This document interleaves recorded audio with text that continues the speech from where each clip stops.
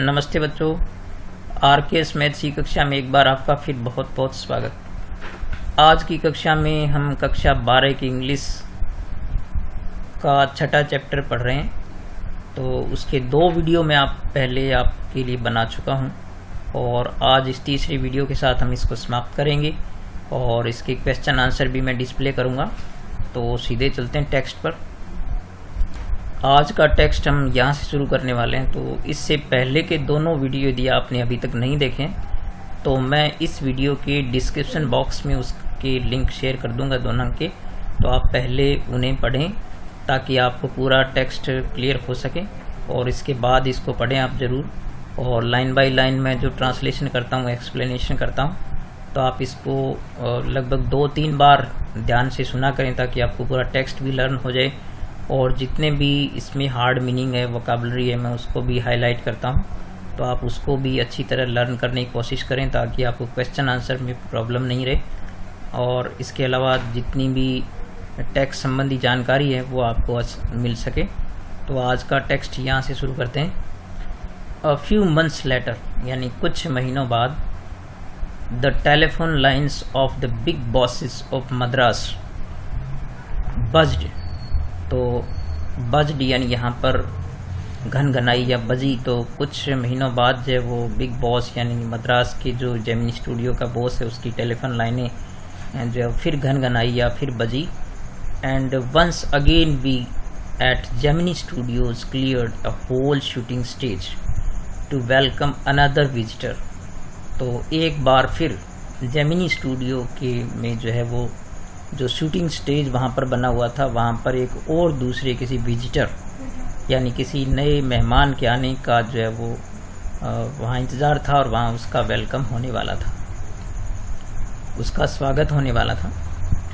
All they said, तो इसके बारे में जो भी बताया गया वो दैट ये था that he was a poet from England, कि वो इंग्लैंड से एक आने वाले पोइट यानी कवि थे या गीतकार थे वो।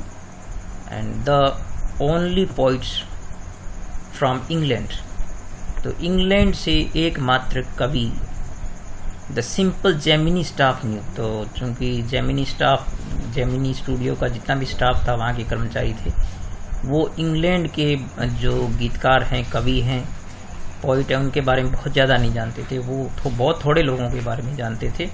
तो वो जो जानते थे और हर्ड या फिर उन्होंने जो सुना था ऑफ वर्ड्सवर्थ, तो या तो उन्होंने वर्ड्सवर्थ का नाम सुना था या टेनिसन का नाम सुना था। ऐसे 1-2 नाम उन्होंने पहले सुन रखे थे, उनके बारे में वो थोड़ा बहुत जानते थे। The more literate ones knew of Keats, और जो थोड़े बहुत ज़्यादा पढ़े लिखे थे और वो कीट्स का नाम उन्होंने शायद सुना होगा या शैली का नाम सुना होगा या फिर बायरन का नाम सुना होगा। इससे ज़्यादा वो लोग नहीं जानते थे। And 1 or 2 might have faintly come to know of the someone by the name Eliot। तो यहाँ पर कहा है कि 1 या 2 और कोई बहुत फैंटी यानी बहुत धुंधली सी जानकारी उनको हो सकती है, जो नाम जो है वो इलियट का, यानी इलियट भी वहाँ के इंग्लैंड के बहुत प्रसिद्ध कवि हुए हैं। तो शायद उन्होंने थोड़ी बहुत जानकारी, उनको कोई 1-2 और होंगे जिनको इनके बारे में भी हो सकती है। Who was the poet visiting Gemini studio now. तो जेमिनी स्टूडियो में जो आने वाले ये थे इलियट। तो इनके बारे में जो है वो बहुत थोड़ी जानकारी, शायद कोई 1-2 हो सकता है जिनको थोड़ी बहुत उन्होंने सुना हो, यानी वो इस स्टूडियो का विजिट करने वाले थे। अब he is not a poet, he is an editor. तो यहाँ पर that's why the boss is giving him a big reception. Vasan was also editor of the popular Tamil weekly Anand Vikatan. तो चूँकि वासन जो वहाँ के बॉस थे इसके जेमिनी स्टूडियो के, वो खुद भी एक एडिटर थे जो तमिल वीकली यानी जो तमिल में जो वहाँ पर एक वीकली यानी साप्ताहिक जो पत्रिका छपती थी आनंद विकटन, तो उसके वो एडिटर थे। तो उन्होंने बताया कि जो आने वाले मेहमान हैं वो एक कवि नहीं है, मात्र वो एक एडिटर है, एक संपादक हैं दैट्स वाई, इसलिए जो है वो बॉस थे जो जेमिनी स्टूडियो के वासन, वो उन्हें एक बड़ा रिसेप्शन यानी बहुत ज़बरदस्त उनका अभिवादन करने वाले थे, क्योंकि वो एक एडिटर होने के नाते उनका सम्मान करना चाहते थे। He was not the editor of any of the known names of the British publications in Madras। तो वो कोई ऐसे जाने माने नॉन यानी बहुत ज़्यादा प्रसिद्ध नाम वाले कोई ब्रिटिश पब्लिकेशन यानी ब्रिटिश में जो पब्लिकेशन है जो छपते हैं मद्रास में, वो कोई जाने माने नहीं थे। वही यानी उनका नाम इतना कोई ज़्यादा प्रसिद्ध नहीं था। That is those known at the Gemini studio. Gemini studio के अंदर इतनी ही बात सबको पता थी कि वो बहुत बड़े किसी पब्लिकेशन के एडिटर नहीं है या संपादक नहीं है जो बहुत ज़्यादा प्रसिद्ध हो या जाने जाते हों। Since the top man of the Hindu were taking the initiative, इसलिए जो टॉप मैन यानी हिंदू जो भारत का एक पब्लिकेशन है उसमें जो है थोड़ा बहुत इनिशिएटिव यानी कुछ बातें जानकारी उन्होंने इनिशिएटिव दिया था, कुछ शुरुआती जानकारी दी थी। द सरमाइज वॉज दैट, और उनका निष्कर्ष ये था या सरमाइज यानी अनुमान उनका ये था, that the poet was the editor of daily, कि जो कवि आने वाले हैं वो एक दैनिक अखबार के एडिटर हैं, संपादक है, but not from the Manchester guardian. लेकिन वो जो है वो मैनचेस्टर गार्जियन जो एक उनका बहुत प्रसिद्ध अखबार है उसके नहीं है, और न ही जो है द लंदन टाइम्स के, न ही उसके हैं। इनके अलावा कोई अखबार है उनके हो सकते हैं, इनके नहीं। That was all that even the most well informed among us new, और बस इतना ही था, दैट्स ऑल, जो कि हम में से जितने भी थे, हम जो जानते थे उनको जितनी सूचना थी वो इतनी थी, इससे ज़्यादा हमारे पास कोई उनके बारे में सूचना नहीं थी। At last around 4 in the afternoon, तो अंततः शाम को 4 बजे लगभग जो है वो 4 बजे के आसपास द पोइट और द एडिटर, तो जो पोइट या जिनको अपने एडिटर या संपादक कह सकते हैं वो पहुँचे, arrived.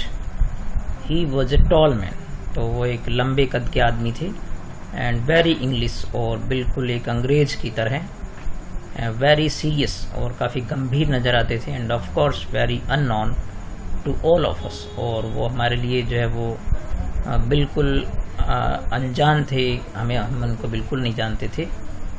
And battling with the half a dozen pedestal fans of the shooting stage, तो कुछ लगभग आधा दर्जन लोगों जो फैन से पेडस्टल यहाँ पर वहाँ पर जो खड़े थे, उनसे बीच में से गुजरते हुए, बैटलिंग करते हुए, संघर्ष करते हुए वो शूटिंग स्टेज तक पहुँचे, जहाँ पर जो है वो उनका अभिवादन होने वाला था। The boss read out long speech, तो यहाँ पर जो है वो रीड जो है वो सेकंड फॉर्म के रूप में रेड जिसको बोलेंगे। तो जेमिनी स्टूडियो के जो बॉस थे उन्होंने उनके अभिवादन में एक लंबा भाषण पढ़ा, स्पीच जो उन्होंने पढ़ा। इट वॉज ऑब्वियस दैट, और ये बात तो स्पष्ट थी, ऑब्वियस यानी स्पष्ट, बिल्कुल स्पष्ट थी, that he too knew precious little about the poet और द एडिटर। लेकिन ये बात भी स्पष्ट थी कि वो खुद भी जो उनके बारे में, प्रीसियस लिटिल का मतलब बहुत थोड़ी सी अच्छी जानकारी जानते थे उस कवि या एडिटर यानी संपादक के बारे में, ज़्यादा उन्हें भी कुछ पता नहीं था। फिर भी उन्होंने जैसे तैसे करके लंबा एक भाषण दिया। The speech was all in the most general terms, तो उनका जो स्पीच था या भाषण था उनका, वो उसमें मुख्य रूप से मोस्ट जनरल टर्म्स यानी मुख्य बिंदु उन्होंने जो रखे थे, उसमें वो हियर एंड देयर यानी यहाँ वहाँ लगभग हर बार क्या कर रहे थे, it was peppered with words like freedom and democracy.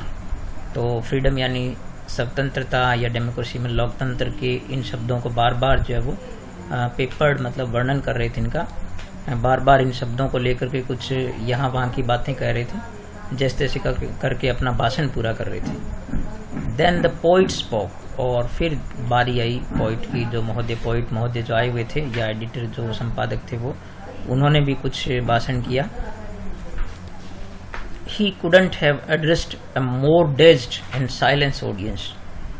तो चूंकि वहाँ पर जो ऑडियंस थी जेमिनी स्टूडियो में वो लगभग तमिल समझने वाले या तमिल भाषा के लोग या तमिल क्षेत्र के लोग वहाँ के लोग थे, और जिनका अंग्रेजी साहित्य से या वहाँ के कोई ज़्यादा संबंध नहीं था, तो वो भी क्या कर सके, एड्रेस मतलब संबोधन, उनका संबोधन भी जो है बहुत ज़्यादा लंबा नहीं था, क्योंकि वहाँ जितनी ऑडियंस थी वो डैज्ड यानी लगभग सभी जो है वो एक प्रकार से उदासीन दिख रहे थे, और साइलेंट ऑडियंस यानी बिल्कुल खामोश थे। उन कोई भी ऐसा नहीं लगता था कि उनका भाषण सुन करके कुछ कोई समझ पा रहा हो। No one knew what he was talking about, क्योंकि वहाँ जो भी जितने भी लोग थे वो नहीं समझ पा रहे थे कि वो क्या कह रहे हैं, क्या कहना चाहते हैं या क्या कह रहे हैं। And his accent defeated any attempt to understand what he was saying.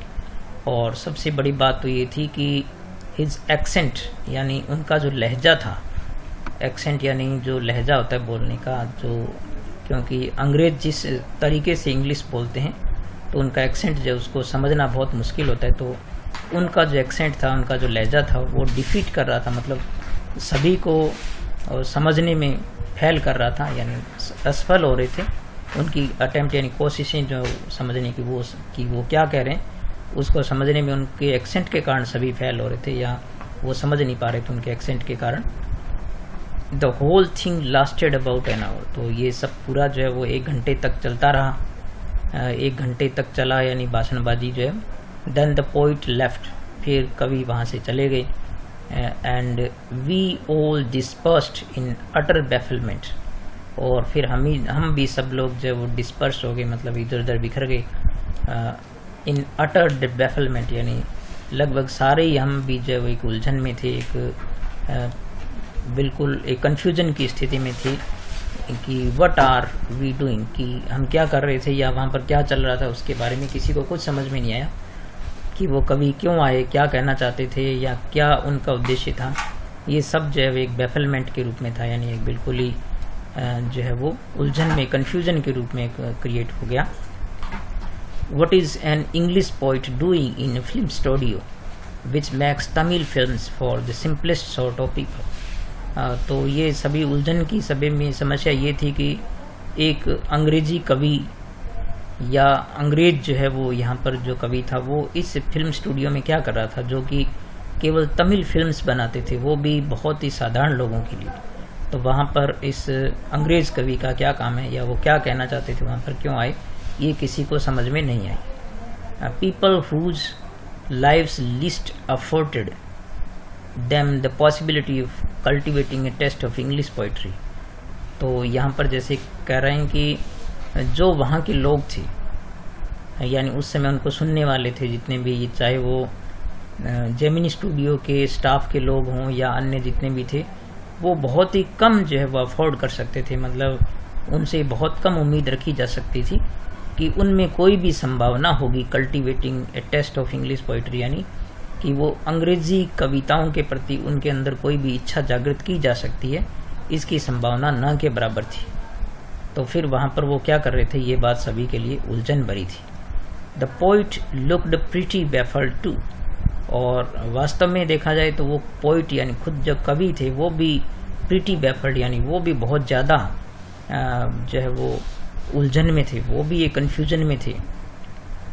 For he too must have felt the sheer incongruity of his talk about the chills and travels of English poet.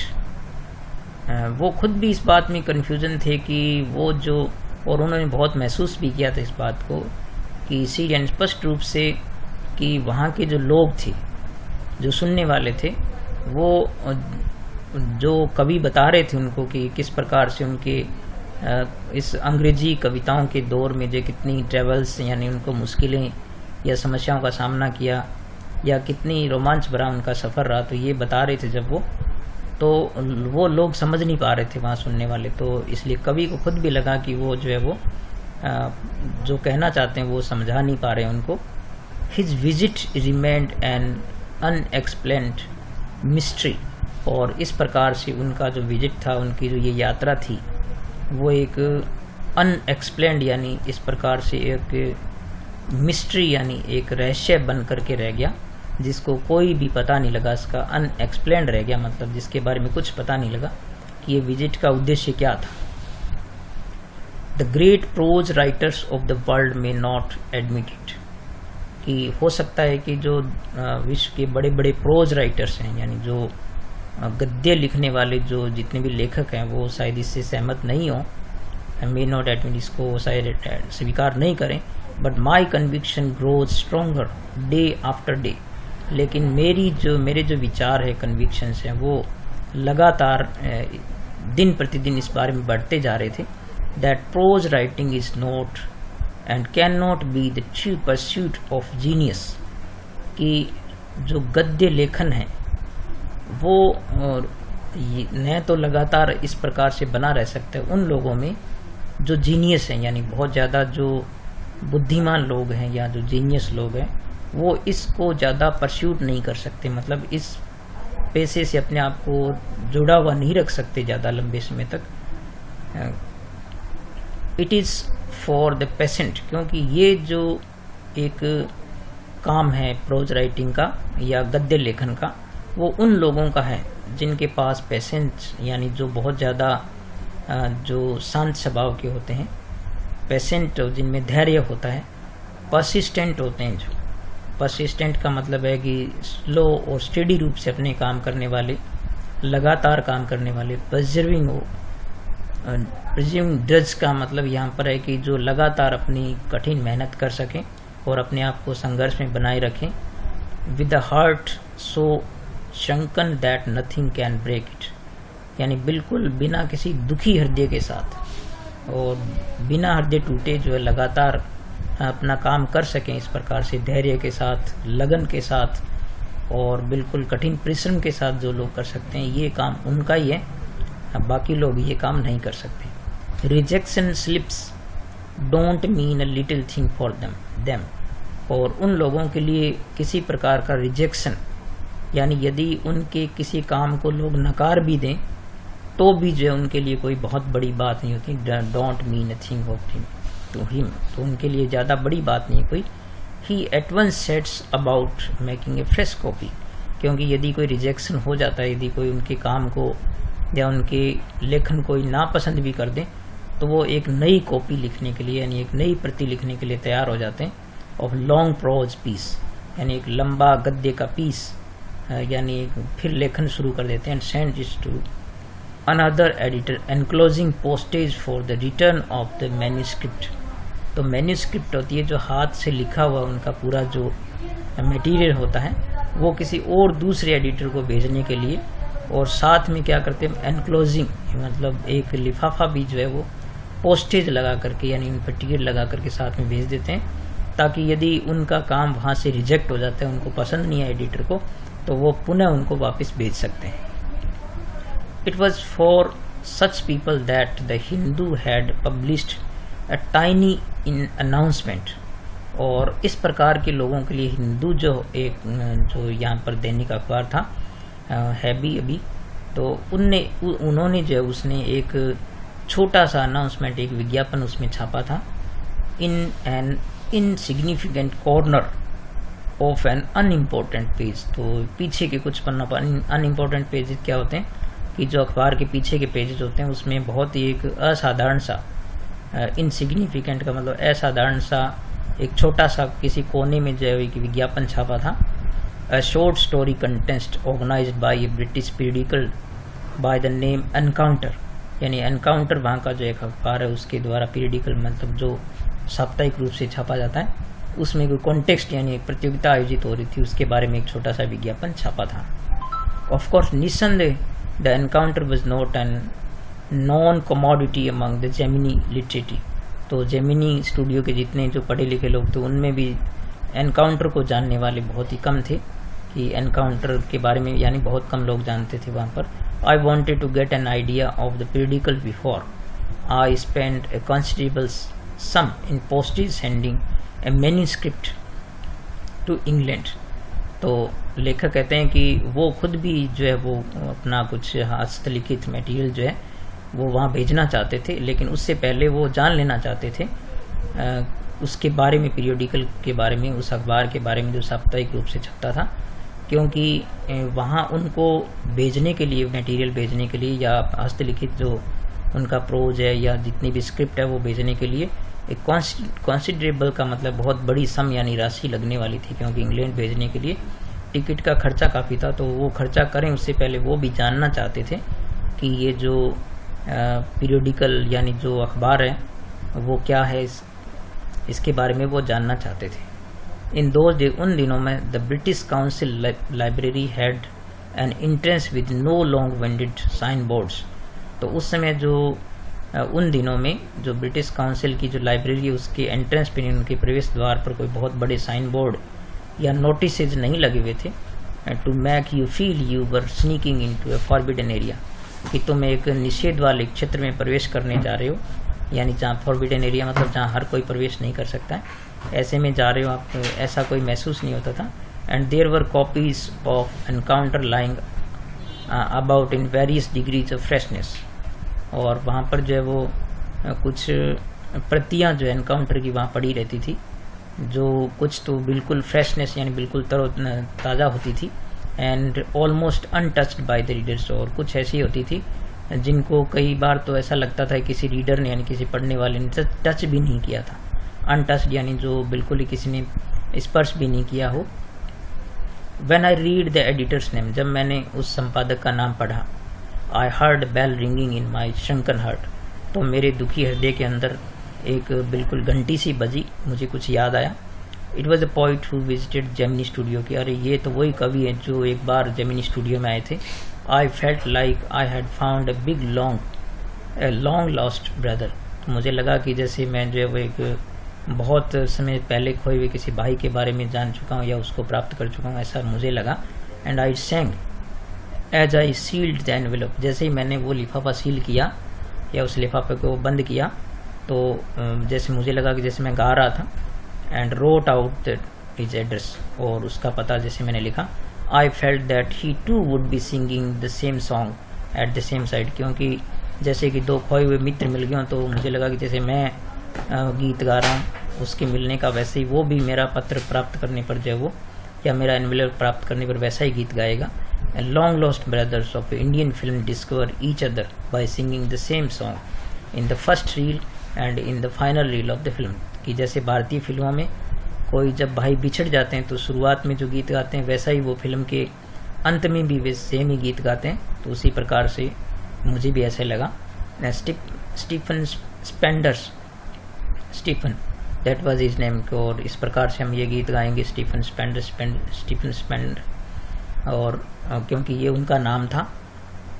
And years later, और कुछ साल बाद when I was out of Gemini studio, जब मैं Gemini studio से बाहर निकल गया, एंड यानी मुझे वहाँ से निकाल दिया गया। And I had much time, अब कि अब मेरे पास समय बहुत था, बट नॉट मच मनी, लेकिन अब मेरे पास पैसे ज़्यादा नहीं बचे थे। Anything at the reduced price attracted my attention, तो अब कोई भी ऐसी चीज़ जो कि जिसका मूल्य कम हो, रिड्यूस्ड प्राइस का मतलब है जिसका मूल्य कम हो, वो मुझे आकर्षित करती थी, क्योंकि मेरे पास ज़्यादा पैसे नहीं थे। And on the footpath in the front of the Madras mount road post office, तो यहाँ पर फुटपाथ पर जो है माउंट रोड पोस्ट ऑफिस के सामने जो है वो there was a pile of brand new books for 50 paise each, तो वहाँ पर एक किताबों का ढेर लगा हुआ था, पाइल यानी ढेर लगा हुआ था, जिनमें किताबें जो केवल 50 पैसे में मिल रही थी। Actually there were copies of the same book, वस्तुतः वो उसी किताब की कॉपियाँ थी, प्रतियाँ थी। An elegant paper back of the American origin, और अमेरिकन ओरिजिन की तरह वहाँ के किताबों की तरह उनका पेपर बैक था बिल्कुल। Special low price student edition, और उन पर लिखा था कि विशेष रूप से विद्यार्थियों के लिए एडिशन जो है ये प्रकाशन किया गया है, जो बहुत ही कम कीमत का है, in connection with the 50th anniversary of the Russian revolution. और विशेष रूप से ये जो छापी गई किताब वो 50वीं वर्षगांठ पर, रशियन क्रांति की 50वीं वर्षगांठ के संबंध में थी। आई पेड 50 पैसे, मैंने 50 पैसे दिए। And picked up the copy of book, और एक किताब की कॉपी मैंने उठाई, द गॉड दैट फेल्ट, और किताब का नाम था कि गॉड दैट फेल्ट। तो यहाँ पर गॉड से मतलब है कि कम्युनिज्म जो कि रशिया में फैल रहा उसके बारे में थी। And 6 eminent men of the letters in 6 separate essays described their journeys into communism and their disillusioned return। और उसमें जो 6 मुख्य रूप से जो एमिनेंट यानी काफ़ी प्रसिद्ध लोगों के बारे में जो वहाँ पर उसमें था। 6 अलग अलग ऐसे तो उसमें लेख थे जो वर्णन कर रहे थे कि उनकी किस प्रकार से कम्युनिज्म के अंदर उनकी जर्नी थी, यानी जो साम्यवाद में उसकी जर्नी कैसी थी और किस प्रकार से वो जो है वो विभ्रमित होकर के, डिसइल्यूजन्ड होकर के वापस आए। And Andrew Gide, Richard Wright, Ignazio Silone, Arthur Koestler, तो इस प्रकार से इनके नाम थे ये। And Louis Fischer, Stephen Spender, और अंत में उसी का नाम था जो वहाँ पर जेमिनी स्टूडियो में आए थे, Stephen Spender. Suddenly the book assumed tremendous significance. अचानक ये नाम देख करके, यानी स्टीफन स्पेंडर का नाम देख करके अचानक जो है वो ट्रेमेंडस यानी बहुत बड़ी जो एक महत्व मेरे लिए बन गया, सिग्निफिकेंस बन गया कि अरे ये नाम तो जाना पहचाना है। Stephen Spender the poet who visited Gemini Studios, क्योंकि स्टीफन स्पेंडर तो जो जेमिनी स्टूडियो में आए थे। इन अ मोमेंट, एक क्षण में, I felt dark chamber of my mind lit up by the hazy illumination, तो मुझे लगा कि मेरे मस्तिष्क के अंधेरे कोने के अंदर अचानक जो एक बहुत ही तेज रोशनी जो प्रज्वलित हो गई है। इल्यूमिनेशन का मतलब प्रज्वलित हो जाना या प्रकाशमान हो जाना। And the reaction of the Stephen Spender at Gemini Studio was no longer a mystery। और अब मेरे लिए, क्योंकि वो जब आए थे तो सभी समझते थे उनके क्या उद्देश्य वहाँ आने का, लेकिन अब जो है मेरे लिए बिल्कुल ये रहस्य जो है वो बिल्कुल स्पष्ट हो चुका था। The boss of the Gemini Studios may not have much to do with the Spender's poetry, कि हो सकता है कि जेमिनी स्टूडियो के जो बॉस थे उनको उनकी पोइट्री से यानी काव्य से शायद कोई ज़्यादा लेना देना नहीं था। But not with this God that felt, लेकिन उनका ज़्यादा लेना देना किसी था कि गॉड दैट फेल्ट, यानी वो जो कम्युनिज्म जो फैल रहा, जो असफल रहा, उससे उनका संबंध या उससे उनका लगाव जरूर था, और शायद इसीलिए उन्होंने उनका रिसेप्शन किया था। तो यहाँ पर आज का हमारा टेक्स्ट संपन्न होता है। तो अब मैं आपको फटाफट जो है इसके क्वेश्चन आंसर डिस्प्ले करता हूँ। तो पोइट्स एंड पैनकेक्स के जो ये कुछ यहाँ पर कुछ एक्सप्रेशन जो थे, शुरू में मैंने आपको इनके आंसर बताए भी थे। तो यहाँ पर ये कुछ इजी लैंग्वेज के अंदर वापस इनको दिया गया। मैंने चैप्टर में पहले वीडियो में इनका एक्सप्लेनेशन दिया था, और ये पेज नंबर 59 के कुछ क्वेश्चन आंसर है जिनको आप वीडियो पॉज करके नोट कर सकते हैं। मैं धीरे धीरे स्क्रॉल कर देता हूँ।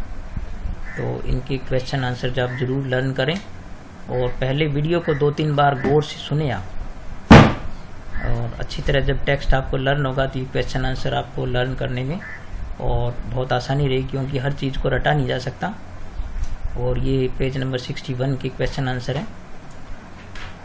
तो आप रटने की बजाय जो बार बार वीडियो को सुनेंगे तो आपको टेक्स्ट लर्न हो जाएगा। तो स्टोरी के हिसाब से जो आप इनको लर्न करने की कोशिश करें, क्योंकि इतने बड़े लेवल पर जो क्वेश्चन आंसर को रटना बहुत संभव नहीं होता है।